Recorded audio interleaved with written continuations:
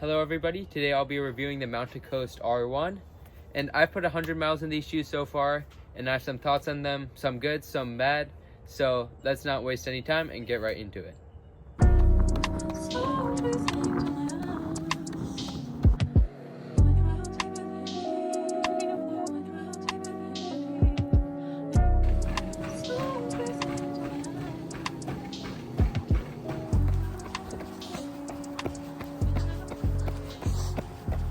So getting into the specs on the Mountain Coast R1, these come in at 8.5 ounces in a men's size 9, and they have an 8mm heel-to-toe drop, and it lists the exact stack height nowhere on Mountain Coast website, but I'm assuming it's around 35 to 38 millimeters in the heel. It's certainly not a lot, even compared to other daily trainer shoes.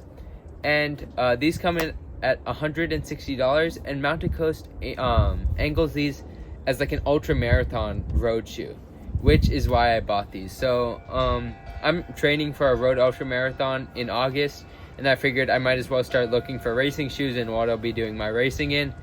And given that these are meant to be used for road ultra marathons, I thought they would be perfect. But to be honest, my opinions may have changed slightly over that time, as I put quite a few miles on these.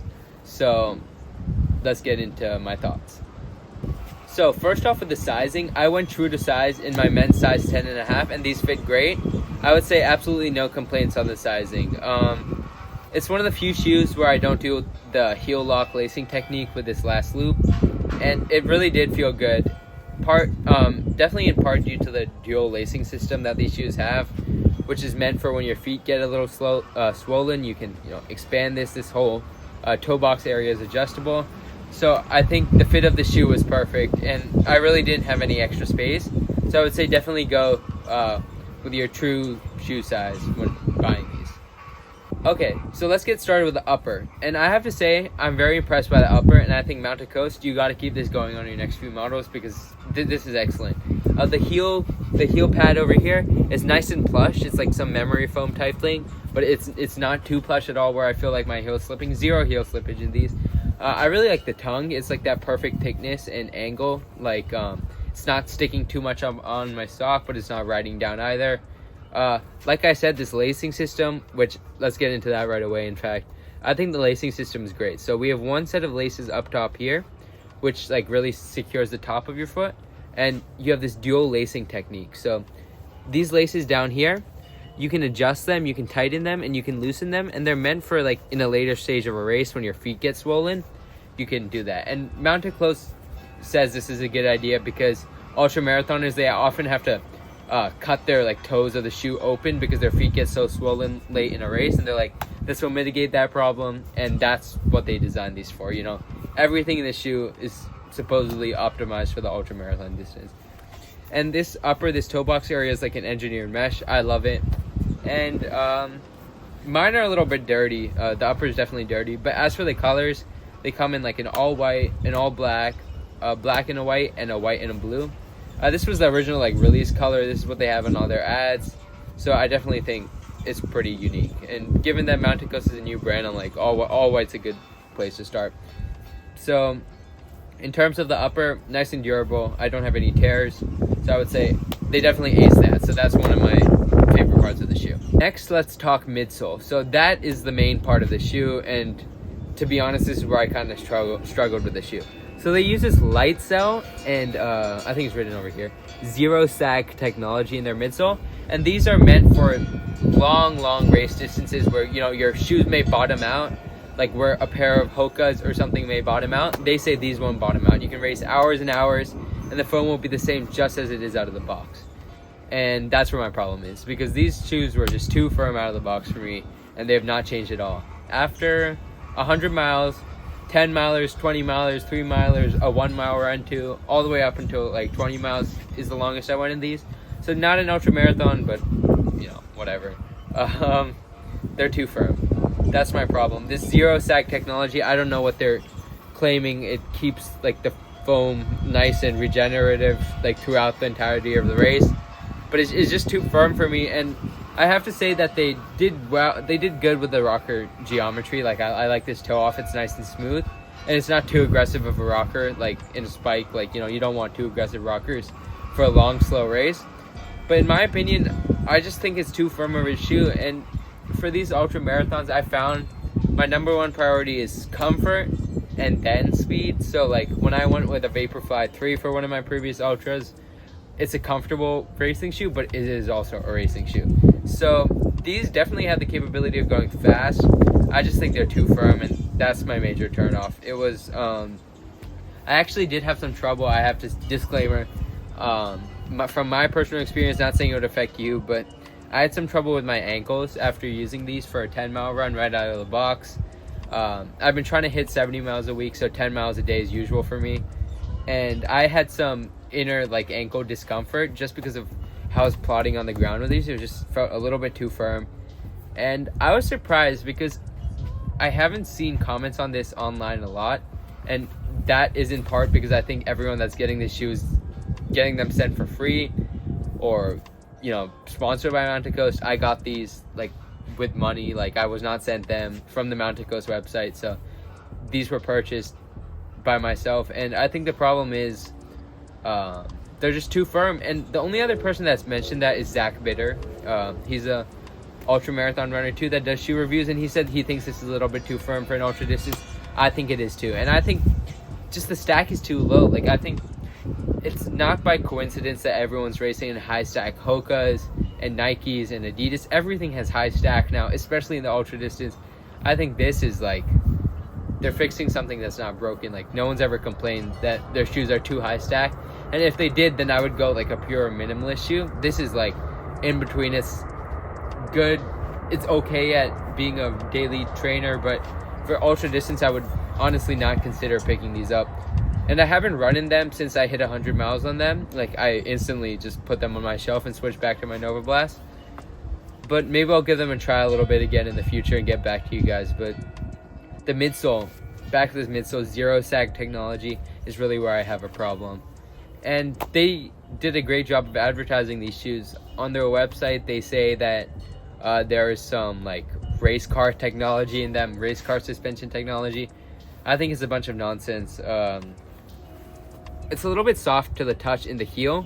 The forefoot's where I had the problems. It's firm for my liking, and that's coming from someone that's loved the Super Blast, which is on the firmer side, and that's where I'm having issues. So the midsole, I think the shoe could be great. It's just not enough stack and not soft enough, and that's my personal experience. So I just wanted to share that with you guys. All right, moving on to the outsole. I think Mountain Coast did a really good job on the outsole. It's like a full coverage blown rubber type outsole with some spaces over here, so not full coverage. We're pretty close, and they did a good job. The traction on these is good. I was running in very wet conditions, as you can tell. It's muddy. I had no issues with slippage, and my other shoe over here, no problems whatsoever with wear. Like, usually I'll see some dragging or anything after 100 miles, some like wear, but there's really nothing there. So I think this shoe is like, I don't know like how to say it, but like an Oreo cookie maybe, where like the upper is great, the bottom other cookie or whatever, the outsole is great. It's just the midsole is where I'm having problems, and that's what I'm running on. Look, I wanted to like these shoes because I think it's perfect for what I'm doing, and I think it's perfect for what a lot of people are doing. But just the midsole is just too firm of a ride, and I'm not getting anything back. And I think energy return is really important, more so than people think over the ultra distance, because when your legs are tired, you need something to be pushing back on you to get you off the ground for every step, and this doesn't really do it for me. So, but back to the outsole. You know, the GoFlow technology. Once again, I think this is the 4th branding name of the shoes, like gimmick or whatever technology per se. So they have tuned fit up here on the upper, zero sag on the midsole, light cell on the midsole, and GoFlow on the outsole. And I think that's just weird. You know, I already got the shoe. All these technologies, I don't even think like, even most Nikes have like, what is it, ZoomX and Atom Knit for the Alpha Flies, like the highest technology racing shoes. This is my problem with these. I think Mountain Coast is a new brand. They definitely do have potential, but this just didn't hit for me. And by the way, one more note. Some people have noted a lot of clicking noise when they run. It's like a loud clicking noise. And Mountain Coast actually released a follow-up shoe to this, which supposedly fixes the clicking noise. Just comes in at a heavier weight. I got the original version and I was wary of the clicking noise, but I'm like, it shouldn't be a problem anyway. Because I would be listening to music or whatever podcast during my run, so I never really care. But I had no issues whatsoever with clicking or any noise at all while running in wet weather or normal weather for that matter. I think Outsole, like I said, is great. So that's just my personal experience. If that may be a turnoff for you, I wouldn't worry too much about the noise from the shoe, because for me, that was not an issue. Overall, let's wrap this video up. Look, I think Mountain Coast did a good job on this. The fundamental flaw is the midsole. I think that could be better. It definitely has room for improvement. I love the upper. It's one of the best uppers I've had in just a casual daily running shoe. It's great for that. The outsole is great. Plus, I think this is a sick looking pair of shoes, personally. I like the little logo on the side. I think they did a great job. But overall, this pair did not hit for me. I know Mountain Coast has other offerings coming up. They have the T1, which is their trail shoe. They have the H1, which is like a hybrid trail road shoe. And they also have the S1 and P1 right now, which the names, just forget about it. It's complicated. I don't get it either. But I think just for the lacing technique up here on the front of the toe box, I think that's so important. And I think other brands need to do that because it just lends to the comfort of the shoe. And honestly, if I get these cleaned up, I would use these for everyday wear, because I think that's what they're good for. They're a little bit firm, but maybe for those 3-5 mile runs, maybe up to 10 like I did, I think these are great. But for an ultra marathon, for me, unfortunately, it's a no-go. And that's tough saying that I've run ultras in a lot of shoes that I own. I think this is just not going to be for me. But overall, I'm glad I got to give these a try. Not exactly the most positive review of Mountain Coast, but I think it's worth knowing. And be careful of those ads that you see from your favorite influencers, because you never know what's behind those. But I'll look forward to the next offering of Mountain Coast, and I don't know if I'll get these up to my usual high mileage, like 400, 500, 600 miles, but